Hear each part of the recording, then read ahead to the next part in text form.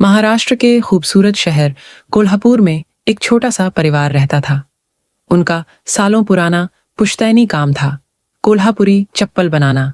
दादाजी के समय से शुरू हुआ ये काम, फिर पिताजी ने संभाला और अब पूरा परिवार उसी काम में जुटा था।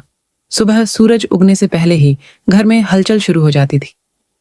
माँ चमड़ा साफ करती, पिताजी डिजाइन बनाते और बच्चे स्कूल जाने से पहले छोटे मोटे काम में हाथ बटाते। उनकी उंगलियों में छाले थे, लेकिन आंखों में सपने थे। समय बदल रहा था। बड़ी बड़ी कंपनियां मशीनों से हजारों चप्पलें बनाने लगीं। बाजार में सस्ती और चमकदार चप्पलें आने लगीं।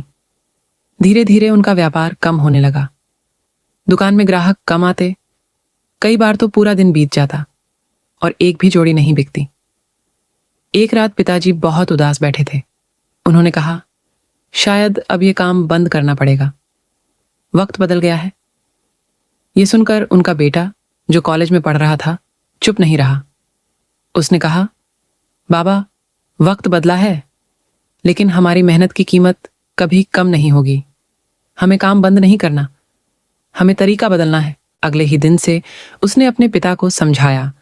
उन्होंने मोबाइल से चप्पलों की तस्वीरें खींची, सोशल मीडिया पर डालीं, ऑनलाइन ऑर्डर लेने शुरू किए। उन्होंने हर चप्पल के साथ एक कहानी जोड़ दी कि कैसे ये हाथों से बनाई जाती है, कैसे हर सिलाई में मेहनत और परंपरा छुपी है। धीरे धीरे लोगों को समझ आने लगा कि ये सिर्फ चप्पल नहीं, ये तो कोल्हापुर की पहचान है, उसकी संस्कृति है।